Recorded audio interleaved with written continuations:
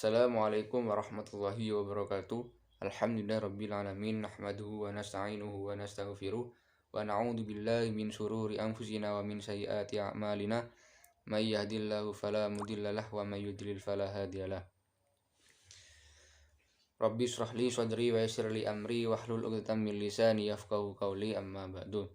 Perkenalkan, nama saya Farsan Driansyah. Kami dari kelompok 10 Peradaban Islam Nusantara, yang mana kelompok kami akan menjelaskan tentang pemikiran-pemikiran Kiai Haji Ahmad Siddiq.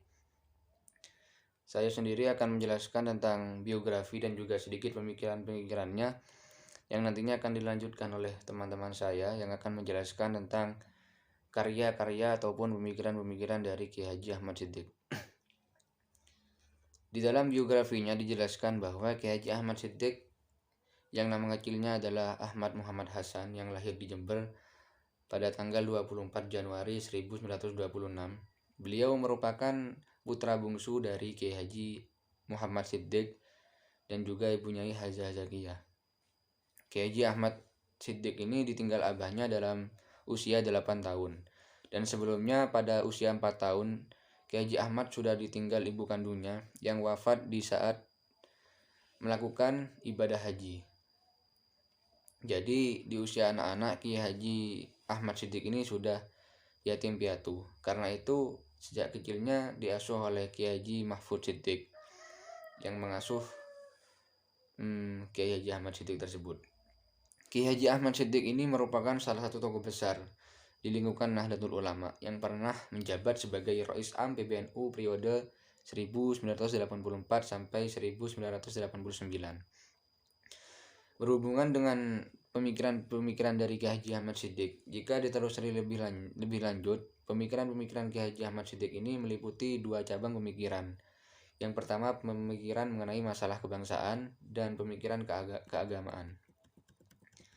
Pemikiran pertama dari Kiai Haji Ahmad Siddiq ini adalah Kiai Haji Ahmad Siddiq ini mampu merumuskan secara jelas terkait dengan hubungan antara Islam dan Pancasila, yang mana pada saat itu menjadi sebuah isu yang sangat kontroversial dan hampir semua kalangan di negeri ini menolaknya, kecuali beberapa tokoh yang salah satunya diantaranya adalah Kiai Haji Ahmad Siddiq.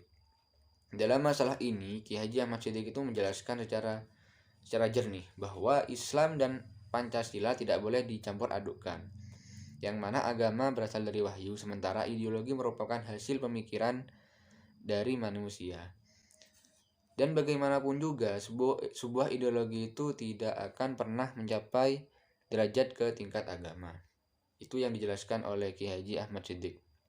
Umat Islam boleh berideologi, yang mana dimaksudkan dalam ART pasal akidah. Sementara Pancasila diletakkan pada pasal asas dan sangat jelas bahwa akidah mempunyai posisi yang lebih tinggi daripada asas. Itu merupakan pemikiran-pemikiran dari Kiai Haji Ahmad Siddiq. Yang kedua, Kiai Haji Ahmad Siddiq menjelaskan bahwa komitmen kebangsaannya. Kiai Haji Ahmad Siddiq mampu membawa NU keluar dari politik praktis hitoh pada tahun 1926.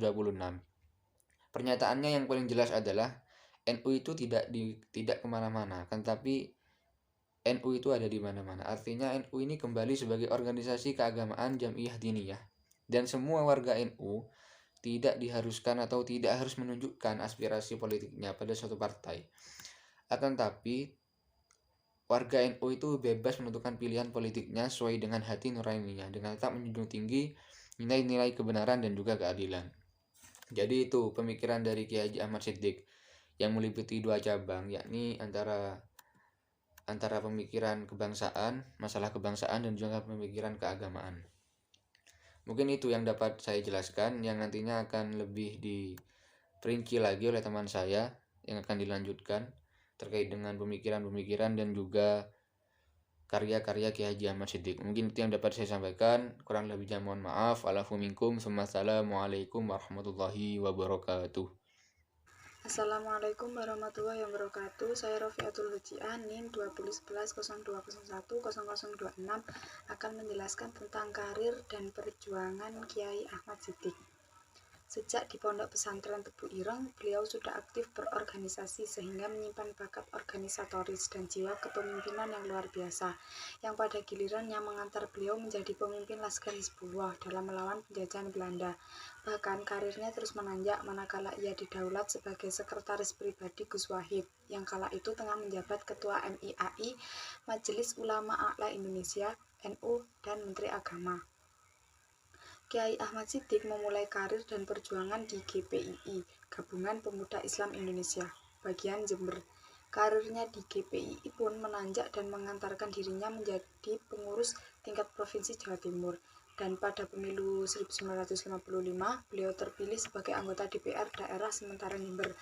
Perjuangan mempertahankan kemerdekaan Republik Indonesia juga tak bisa dinafikan, khususnya perjuangan bersama Laskar Mujahidun atau P3R, Pusat Pimpinan Perjuangan Rakyat, pada tahun 1947. Pengabdian Kiai Ahmad Siddiq di pemerintahan berawal dari posisi sebagai Kepala Kantor Urusan Agama KUA Situbondo dan Bondowoso, Jawa Timur. Kemudian meningkat menjadi Kepala Kantor Wilayah Departemen Agama Jawa Timur sampai tahun 1971. Di lingkungan NU, karirnya dimulai dari Jember. Tidak lama setelah itu, beliau aktif di NU tingkat wilayah Jawa Timur, hingga terpilih sebagai Ketua Umum tingkat wilayah. Karirnya terus berkembang, hingga pada Muktamar NU ke-27 tahun 1984 di Situbondo, Jawa Timur, yang mengantarkannya ke kursi Rois Am PBNU periode 1984 sampai 1989. Menjelang Muktamar NU ke-28, kesehatan beliau terus memburuk. Setahun kemudian, pada tahun 1991, beliau terbaring dengan tubuh tak berdaya di kamar inap RS Dr. Sutomo. Sebelum meninggal, beliau pernah berpesan kepada keluarganya agar dikuburkan di pemakaman orang-orang penghafal Al-Quran di Komplek Pesantren Ploso, Mojo, Kediri. Tempat 23 Januari 1991, Kiai Ahmad Siddiq mengembuskan nafas terakhir dengan beriringan sejuta tangis. Sekian dari saya, akan dilanjutkan oleh teman saya. Bismillahirrahmanirrahim. Assalamualaikum warahmatullahi wabarakatuh. Perkenalkan, nama saya Nadia Eni Zurfa Laila dengan NIM 201102010045. Saya di sini akan menjelaskan tentang karya ilmiah Kiai Haji Ahmad Siddiq. Nah, sebagaimana telah diterangkan sebelumnya bahwa Kiai Ahmad Siddiq adalah ulama yang produktif dalam hal tulis-menulis. Jadi tidak sedikit karya tulisan yang sempat dipublikasikan, meskipun tidak semuanya dijadikan buku. Nah, di antaranya karya tulis Kiai Ahmad Siddiq yang terkumpul adalah yang pertama, pemikiran Kiai Ahmad yang terkait langsung dengan masalah tasawuf. Yang pertama, Dzikir al-Ghafilin din mani al-habba ayyushhar ma'al awliya wal aswalihin, majmu'an min ba'da ashab ad-du'a wal ijazah. Nah, buku ini diterbitkan tanpa tanggal dan tahun, berisi tentang Asmaul Husna, tawasul, sholawat dan berbagai doa. Yang kedua, fungsi tasawuf, kumpulan ceramah pada pengajian yang diadakan pengurus wilayah Jamiah Nahdlatul Ulama atau PWNU Jawa Timur pada tahun 1977. Buku ini berisi ruh al-ibadah, memberi jiwa pada ibadah.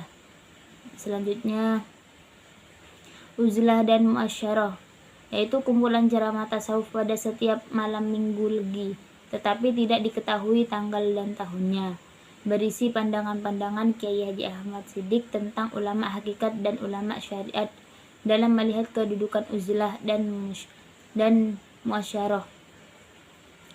Yang kedua, karya ilmiah yaitu pemikiran keagamaan, politik, ekonomi, sosial, serta budaya dalam perspektif Islam.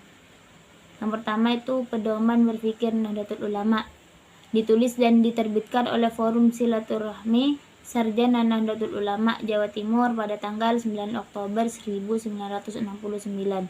Buku ini berisi dalil perjuangan, yaitu dasar-dasar pikiran yang dipergunakan imam-imam mujtahid di dalam berijtihad atau beristinbat tentang masalah-masalah hukum agama Islam, terutama imam madhab Syafi'i. Nah, buku ini juga memuat dalil hukum dan menanggapi berbagai hal di bidang politik, ekonomi, sosial, kebudayaan, dan sebagainya. Hitah Nadliyah Jember April 1979. Buku ini menguraikan ciri jamaah diniyah, kedudukan ulama Ahlussunnah wal Jamaah, bahaya-bahaya kemurnian ajaran agama Islam, karakter at-tasawuf wal iktida, pola berorganisasi, konsep dakwah, mabarat ekonomi muamalah, dan penutup Izu al-Islam al-Muslimin. Selanjutnya Islam Pancasila dan Uwa Islamiyah. Lanjut pemikiran Kiai Haji Ahmad Siddiq, kumpulan makalah yang disunting Abu Nahid di Aula Surabaya pada tahun 1992. Buku ini berisi konsepsi seputar akidah, syariah, tasawuf, hizbah NU. Selanjutnya Amar Ma'ruf dan Nahi Munkar sebagai langkah pembinaan khairul ummah dalam masyarakat Pancasila disampaikan pada tanggal 2 Mei 1983. Dan mengenai tempat penyampaiannya tidak dijelaskan. Selanjutnya pemulihan hikmah Nahdlatul Ulama disampaikan pada tanggal 13 Desember 1983. Lanjut pengembangan Ukhuwah Islamiyah, tidak diketahui tanggal tahunnya dan tempat penyampaiannya, tetapi tulisan ini menjelaskan 3 wawasan, yaitu wawasan keagamaan, kemasyarakatan, dan kesemestaan. Selanjutnya tajdid dalam Islam. Di sini juga tidak diterangkan tahun dan tanggalnya. Begitupun juga tempat penyampaian. Tetapi makalah ini membahas pentingnya melakukan tajdid. Selanjutnya bai'ah dan hijrah disampaikan pada upacara pembaiatan anggota baru. Selanjutnya kedudukan seni dan agama dalam Islam. Selanjutnya detik sejarah kenabian dan timbulnya pendapat baru yang mengubah wajah baru disampaikan pada peringatan Nuzulul Quran oleh Universitas Negeri Jember. Mungkin ini dari saya, kurang lebihnya mohon maaf. Wassalamualaikum warahmatullahi wabarakatuh.